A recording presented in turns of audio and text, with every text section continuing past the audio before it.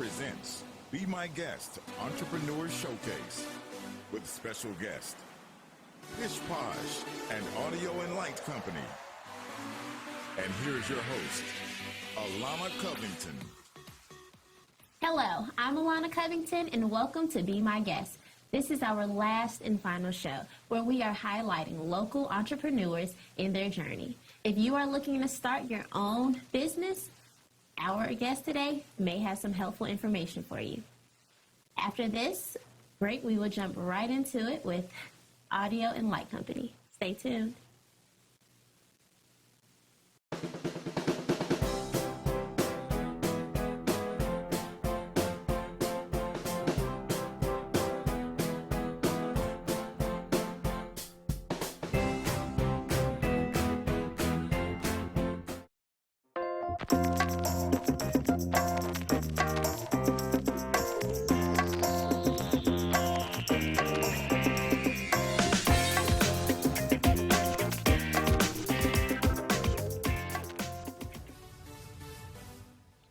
We are back with Be My Guest, an entrepreneur showcase, and we are here with our first guest, Jim Hoyle, from Audio and Light Company.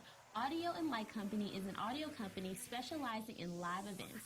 Audio and Light has become a modern technology-driven company providing cutting-edge solutions for audio, video, and lighting systems with diverse customer base. Jim Hoyle became the president and the owner of Light in 2005. Welcome, Jim Hoyle. How are you doing? I'm great. It's a pleasure to be here. Thank you so much for joining us. So first and foremost, tell us about Audio and Light Company. What do you guys specifically do? Audio and Light is an audiovisual company. We operate in 3 divisions. The biggest part of what we do is commercial installations. We install sound, lighting, video, and control systems for higher education, theatrical applications, corporate boardrooms, that kind of thing. Second division is live production services. We provide equipment and crews for shows out on the road, entertainment mostly, but also some corporate presentation work. And we have a rental division, which rents small equipment for pickup for local use. So I understand that you're not the original owner of Audio and Light Company and that you were an employee at a time. Now, how did you attain this ownership of the company, and what motivated you to take on such a big responsibility? Well, the company was started in 1984, actually, by a man named Jim Reese. I met him in about 1989, and by 1990, I was a full-time employee of his. It was just a one-man operation at that point, and when I joined, there were 2 of us. We built the company solidly for the next decade, and he came to a point in his life where he was ready to get out. And we made an arrangement and had a purchase agreement. And I bought the company from him in 2005. Wow. So everyone needs audio and lighting, and the competition is just like sky high. How do you really find good technical staff, and what is really your key? Well, we focus a lot on our team. That's a big part of our corporate culture at Audio and Light is we focus on the team, the people. We attract a wide range of people from different disciplines, since we operate in 3 separate divisions, so we need people that have different skill sets. We use a lot of interns that we get from GTCC has a program that we pull on, Appalachian State University, Boone, Western Carolina, Wake Forest University, and Elon University all send us interns. So we develop a network of people through that. That's the best way of attracting and finding talent. Wow. So not only do you guys specialize in audio and lighting, but earlier you spoke on commercial installing. So that's a big part of your company. Now, can you speak about that? Yes. Commercial accounts, we do, for instance, Moses Cone is one of our large corporate customers. And we do anything that they need audiovisual in any of their campuses. That includes video, lighting, sound systems, of course, projectors, presentation equipment. Those installations are sort of our bread and butter, if you will. We do a lot of those small rooms constantly. Okay. We also have larger customers, university customers. Right now, we're working with Duke University. Oh, wow. We're working on a renovation at the Duke Chapel. So that's a big project. larger end of what we do. Oh, yes. So you're pretty proud. Yeah, and the founder. that's a good one. So this is a big business that calls for a lot of capital. Yes. And, you know, for viewers that want to start up a business, not specifically audio and light, but that calls for a lot of money, could you tell us the process that you could go about maintaining and creating that capital to really maintain the business? Right, and that you have to have a good relationship with your bank. I mean, a banking relationship is key. Also, starting out small is fine. Don't bite off too much at once. Audio and light has grown organically, and by that we've grown out of our income, what we've generated. There was not a big investment of capital to get it going. It slowly, one at a time, grew. The Small Business Administration is a big help for small businesses. I would encourage any new business owner to take a look at the SBA route, because the government will guarantee loans through a local bank. It's a big help to small businesses. Because you guys have a lot of equipment. When we went to your warehouse, there was like tons and tons of lights and Yes. everything. We were like surprised. Yeah, we don't want to talk about that. There's nothing in our building. Oh, yeah. So who are your primary clients? Primary clients, in the installation department, primary clients are higher education, private universities. Big customers there for us are Elon, Wake Forest University, Duke University, Guilford College, the private schools in the area that we work with. Also corporate customers, like I mentioned, Moses Cone, and others that probably shouldn't mention. But and in the production side, we work with a lot of promoters, show producers, venues. Carolina Theater here in town is a big customer of ours. You guys do concerts? Concerts, yes, absolutely. And I understand that you and Sam Hamlin are great friends. We are. I've known Sam for years. Yes. He's a great guy with technical event management. Now, how did you guys, how do you guys meet and how are you guys active together? Well, interesting question. We met one day when we were both hired as an independent contractor to do a show for another company. And I believe Sam was the front of house engineer and I was the monitor engineer, and that's the day we met. And instantly took a liking to him. We got along great and had a great day at that show. And from that point on, we diverged, and he went to work for another company that became one of my competitors, actually. Oh. But it was still friendly. And then over the years, we started working together and doing shows, and Sam hires us to do some of his work, and we hire him to do some of our work, and we work back and forth. And you'll find that a lot in small businesses, that small businesses, even though they're competing in some ways, there are ways that they can work together to cooperate to make something better. Competition is always good. Yep. So what is the biggest challenge that you have come across while maintaining this business? The biggest challenge for me, was me, learning to run the business. It's interesting, as a business owner, running a business that's doing something you love is very different than doing the thing you love. So, and it's very common in small businesses where, for instance, if you're a carpenter and you love carpentry and you start a carpentry business, well, all of a sudden you're no longer doing carpentry, you're running a carpentry business, and it's a different thing. So the biggest challenge for me was working on me and my knowledge of business and running a business. And so I had to grow in order for the business to grow. Wow, yeah, and that's pretty tough, running a huge business like this, especially managing staff and making sure your employees are, and they seem so friendly, and it seems like they love their job, so you must be doing a great job. Well, yes, like I said, we put a big emphasis on team, and we understand how to hire people that share our same values. So now, what advice would you give future entrepreneurs? Don't let anybody tell you you can't do it. That's the biggest advice. Don't give up. Find a way. Stay positive. Expect to fail, and don't be afraid of that.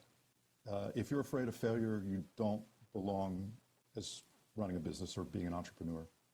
Well, thanks so much for being here, Jim. If you want to know more about Audio and Light, check out their website at www.audio-light.com. But right now, we are going to kick it to Misha Caldwell and see what's happening on social media.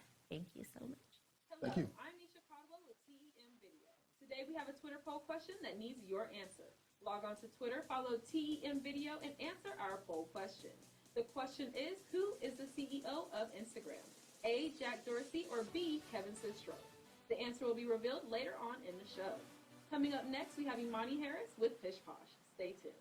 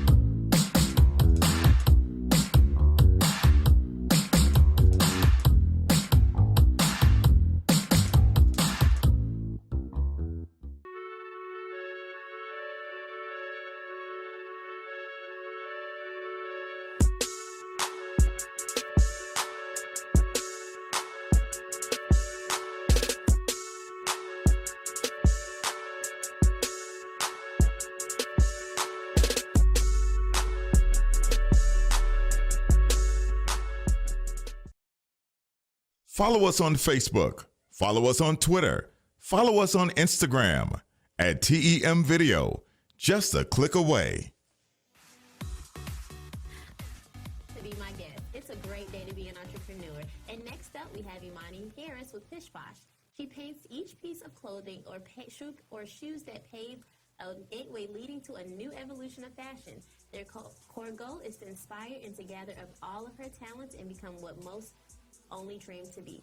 She wants people to find guidance when they learn who she is. Today we have the founder of Pish, Imani Harris.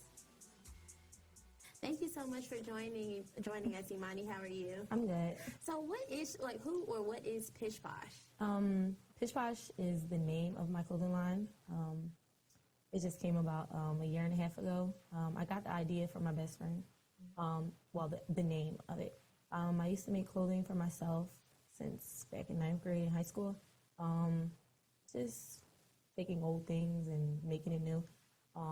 So after my freshman year in college, I came home that summer and just had a few pieces with me. And she was like, "Oh, these are really dope. You should come up with a clothing line called Pish." So that's where the name came from. Now, what do you specifically do with each piece of clothing or shoes? I paint each piece. When it comes to the clothing, I just order plain things, from skirts to shirts, jeans, and then I just paint it. Distress. All my designs vary. I have like over 100 designs now. Oh, wow. Yeah. So I noticed that you called yourself an entrepreneur. Now, what does that specifically mean, and how did you come up with the name? Most artists I know who deal with fashion go off the name entrepreneur. And I thought it's kind of catchy. I actually was inspired by a guy named Delano Brown. He calls himself an entrepreneur. He's from New York, and he's very known in New York for he hand paints clothing too. Okay, and now is this something that you go to school for, or? No, I'm actually a pre-law major. I wish my major was like somewhere close to fashion or art, but when I came to A&T, I wanted to become a lawyer, so that's why I'm pre-law. And it was kind of too late to change when I started the clothing line. I just stuck with it. But I've always been into art, so I don't think I really need classes. Like, I've been in different art schools, like, since I was younger. Now, is pre-law in your in Pish Posh, are you able to coincide the two, or it's just? No. I mean, with liberal studies, because that's what the degree I will get after my pre-law, I guess they give me certain classes that could incorporate into Pish Posh. I'm a bad speaker, I think, sometimes, and I have, like, speech classes, philosophy, stuff. I don't think it crossed paths too much, but it's something that I have right now. So are your products in commercial stores, or have you tried to get your products in commercial stores? No. I have people reached out to me to get it, but I still kind of want to wait until I build it up more to get it more known. Actually, there's a new business on campus called Soul Files. It's a sneaker company. They're coming up with a store. They're going to have it by next GEHO, and they're hoping to get Pish Posh in. It's going to be in Greensboro. Wow. And then another store contacted me from Pennsylvania and Pittsburgh to get some items in there as well. So have you been commissioned to do any work for other companies? No, not yet. I've had a lot of collaborations. I guess you would say there are other companies, but they're not as big. But that's another thing I'm good at doing. I collab with anyone who's willing to do it. So, yeah. Son, I saw that you had a flash mob and you worked with Manny. Now, what other events or upcoming events have you done or do you have? Well, I've done an event called the House of Pish Posh. I did the flash mob in front of the cab. I did a fashion show back on Labor Day with the Polar Movement. And next week, next Saturday on April 16th, I'm having my first actual own fashion show. Oh, wow. Where will that be located? It's at Campus Green Evolution Clubhouse, but it's outside. So the block is blocked off, so it's going to be like an outside fashion show. Wow, that seems fun. So where do you see Pish Posh in the next 5 years? I want stores in Atlanta, New York, and my hometown, Philadelphia. I want it to be big. My prices will probably go up by then because my pieces are hand painted, so it'll be like original, like one of a kind pieces. I'll have the somewhat like easy pieces that maybe be printed. I haven't got to that point yet where I wanted to decide to be printed. I try to keep it unique, so that's why it's just been hand painted. But I want to go big. And how do you determine the prices of your product? I determine of the quality of the shirt and how long it takes me. Because some designs can take up to like an hour and a half, maybe. Wow. Yeah. Well, that's not too bad. That's not too bad. So how can people reach Pish Posh? I am on social media, Instagram and Twitter. It's Pish3_Posh. I have an email for the Pish Posh brand. It's purchasepishposh@gmail.com. And yeah, most people just reach me off social media. I'm better with that. Okay. Well, thanks for being with us today, Pish Posh. If you want to get in contact with her, visit her website at www.pishposhapparel.com. And stay tuned for a fun and interactive game with both of our guests today.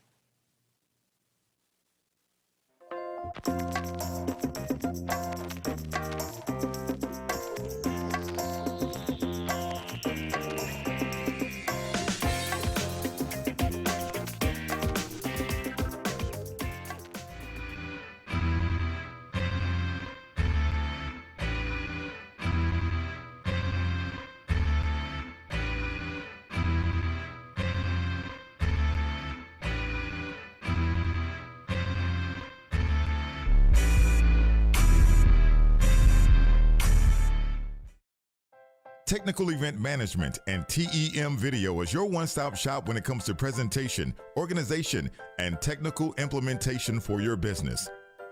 Commercials, live performances, instructional videos, sporting events, corporate training, lecture series. Allow TEM to create your dream today. Give us a call at 336-698-9095 or visit our website at www.temvideo.com. Hey everyone, I'm Nisha. The Twitter poll results are in. The question was, who is the CEO of Instagram? A, Nick Systrom, or B, Jack Dorsey? The correct answer is A, Nick Systrom. Thank you for participating in our Twitter poll. Back to you, Alana. Hello, welcome back to Be My Guest. We have Jim Hoyle and Imani Harris, and we're about to play the fishbowl game.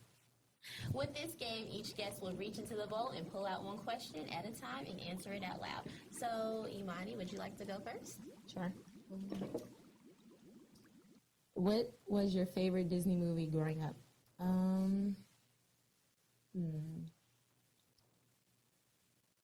I love them all. Really? But what was my favorite? And this is really hard. I would have to go Lion King. Yeah. What about you? My favorite movie, what was the one with he was the wizard? What was that called? The Little Mermaid? No. Old. I can't remember the name of the movie, but he was the wizard.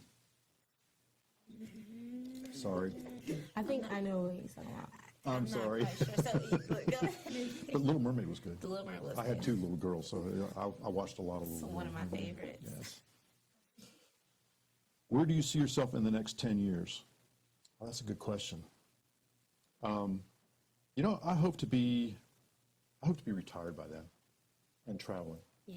Absolutely. You love to travel. I do. I love to I travel. love to travel. Do you Yeah. like the islands or Islands are good. Cities are good. cold? Cold. Really? Warm. Yeah. I want to go to Iceland. Really? Yeah. Oh, that's new. I've never heard anyone say that one. You can go ahead, Imani. What is your most prized possessions? I guess that would have to be my brand. Yeah, that's my most prized possession right now. Excellent. That's a good answer. Let's see, what is this? What is your nickname? Oh, this is a good one. Okay. Nobody really calls me anything these days, but when I was a kid, I did have a nickname. My middle name is Trussell, Trussell, and when I would get in trouble, they would use my full name but replace it with Trouble. So they called me James Trouble. Troublemaker. Yeah, that's so Trouble. That's fair enough. Who is your favorite celebrity? That's hard. Well, he passed away. I would have to say Tupac. Oh, that's a good answer. I like Tupac. Excellent. The last one here. Describe your life in 3 words. Wow. It's been awesome. Well, thank you guys. That was an exciting game. Thank you both once again. And thank you for coming out and your time today and the advice and the great knowledge that you have given our viewers. So definitely visit them at their website or contact them by email. I'm Alana Covington, Imani Harris, Mr. Jim Hoyle. Thank you guys for coming on the show. Thank you.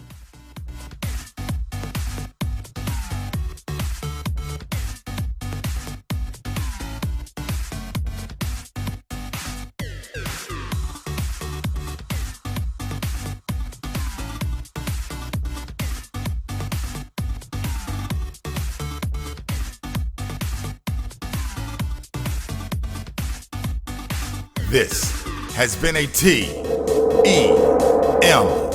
video production.